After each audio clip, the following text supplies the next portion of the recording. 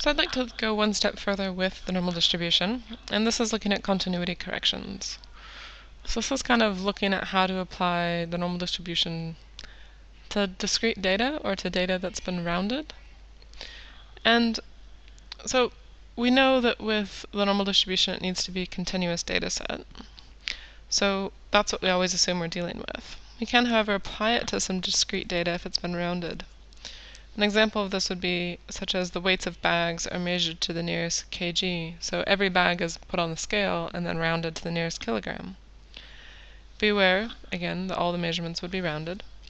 So we need to consider what range of values, what range of continuous values, if you want to think about it that way, would round to the same value. So how many weights would round to, for instance, 7 kgs? And so you have to think about this. Another example here, the weight of 6 kgs will include all the bags measured between 5.5 kgs and 6.5 kgs. Thinking about 6 being in the middle, 6.5 is above, and 5.5 is below. And any value, like 5.8, would be rounded to 6. And 6.2, for instance, would be rounded back down to 6.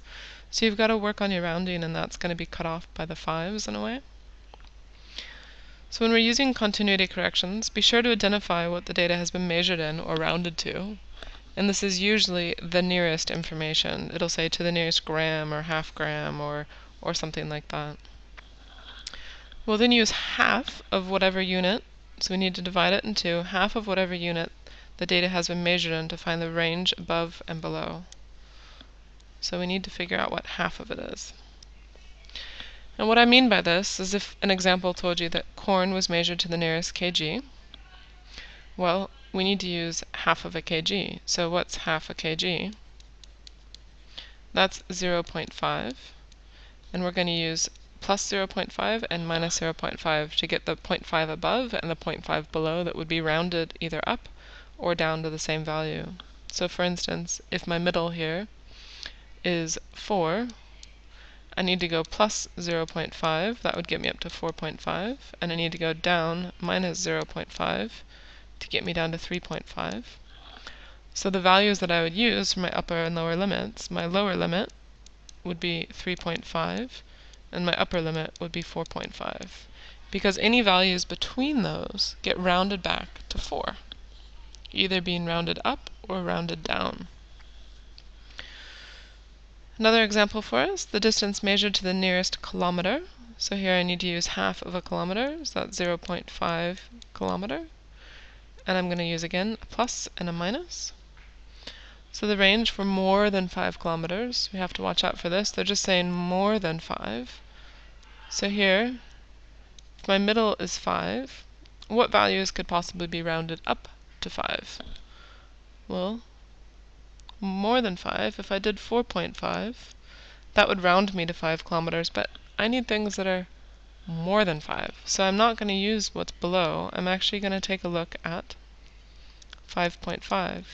Because anything between 5.5 and 5 will get rounded back to 5, and I need everything above 5, so that doesn't include it. If you want to put that for yourself. Not including 5. So 5.5 and above would get me everything above 5, and here I can use my upper limit because I'm looking to go out into the ends and the tails of 1 times 10 to the 99. So just to watch that again, in this first example, I'm trying to pick up everything around the 4. Here, I'm trying to get everything more than 5, so I need to go everything above 5.5, because everything else would round back down to 5.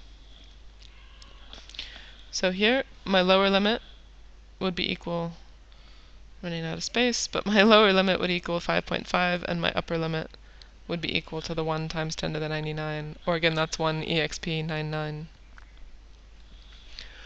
Now it gets slightly different here, because in this case, I'm looking at lengths that are measured to the nearest 5 centimeters. So again, I have to use half of 5 centimeters. Well, 5 divided by 2, to get me half of it, is 2.5 centimeters. and I'm going to put plus and minus 2.5 centimeters.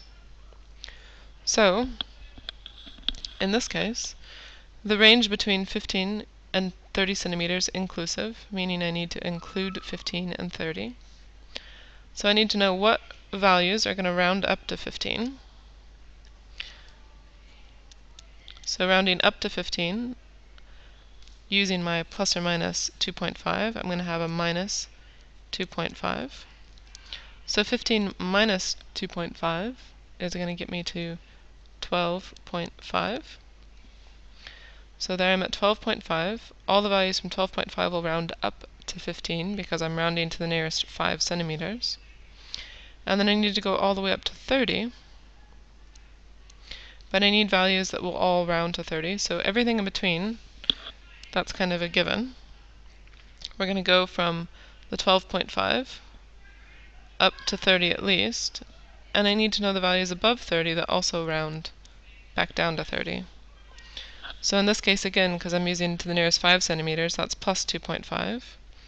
So this will be plus 2.5 for a total of 32.5. So in this case, my lower limit will be 12.5, and my upper limit will be 32.5. Oops, just 32.5.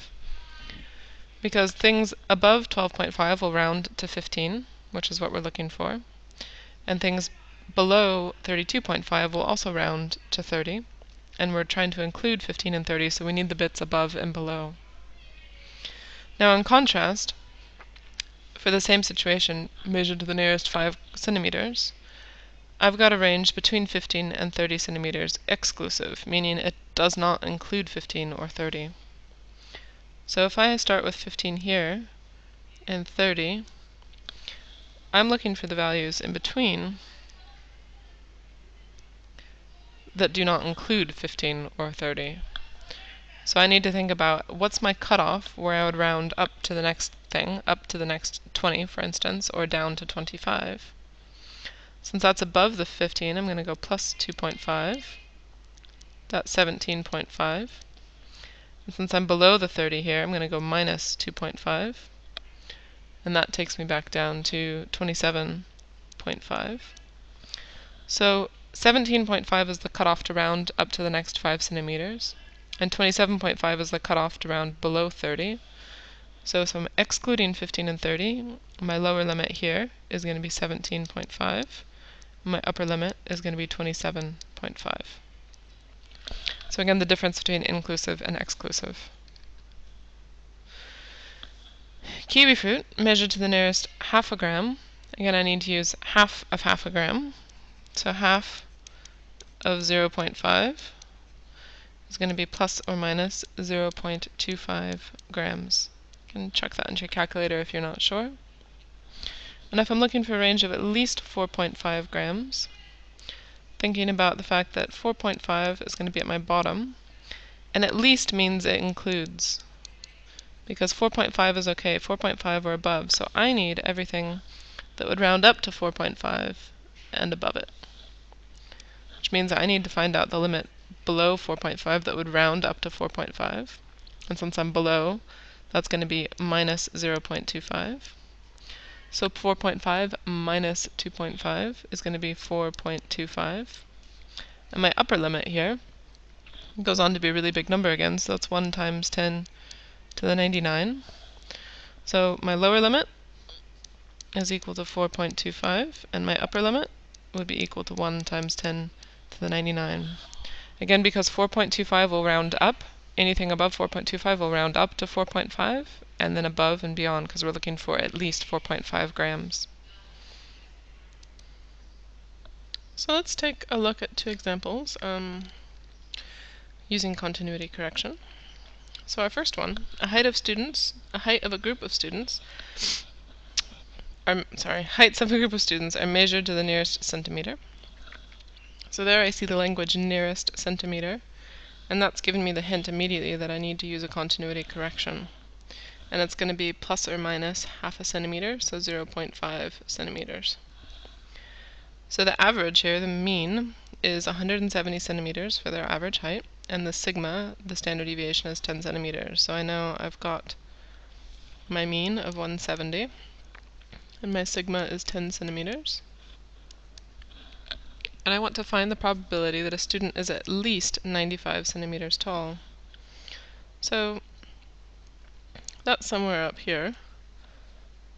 There's not a lot of people up there, obviously, as you can tell. It's quite high up. And at least, well, what does that mean? At least 95. That means including 90. Sorry, including 95.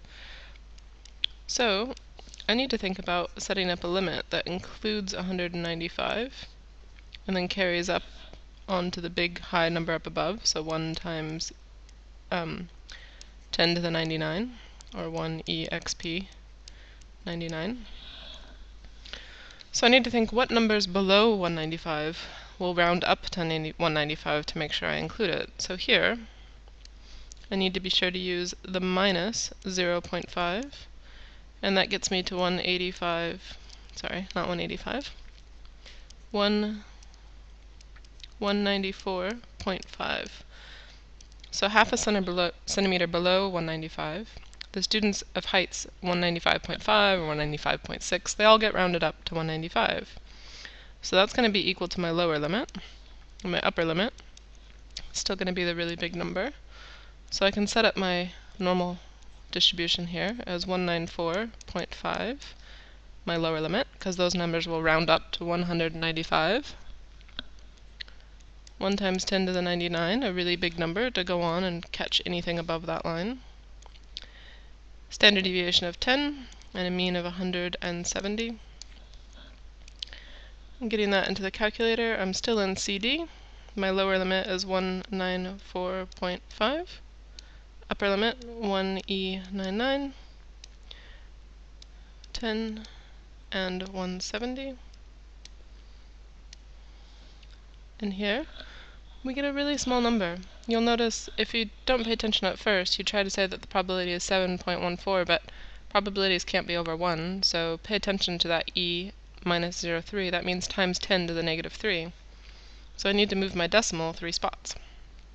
So you can write that answer either as this: 7.1428 times 10 to the negative 3, or we can move that decimal spot 3 spots over and fill in with zeros.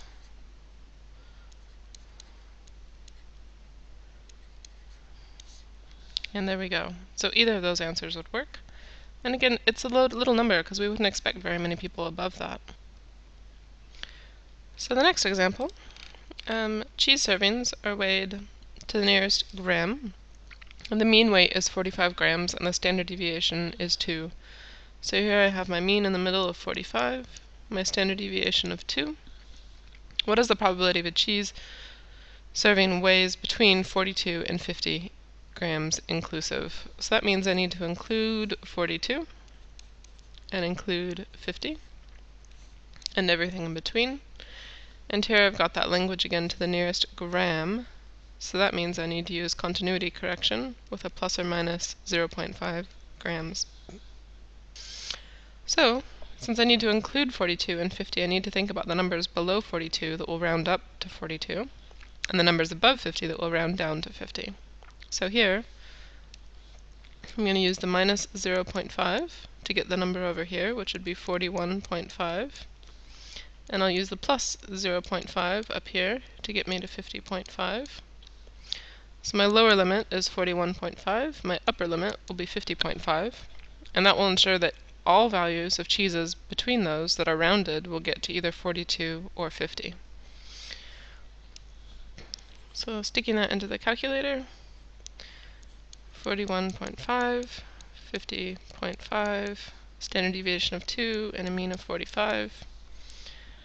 We get 0.9569. And another way to look at this, which I didn't do but should do, is 42 is somewhere down here, and 50 would be somewhere around here. And again, that's the area that I'm trying to find, and that's a really rather large chunk of the whole curve, so the fact that I got a 0.95 probability is reasonable. Kind of makes sense when I look at it that way. So that's your continuity correction, so you just have to really be careful with your rounding and stop like we did above. As examples, if it's to the nearest 5 centimeters, remember you have to use half of 5 centimeters, so plus or minus 2.5. Or if it's to something like the nearest kg, it's just plus or minus half a kg. And then you have to read carefully whether or not you're including values or excluding values to determine whether you need the limit below the number they're looking for or the limit above the number they're looking for.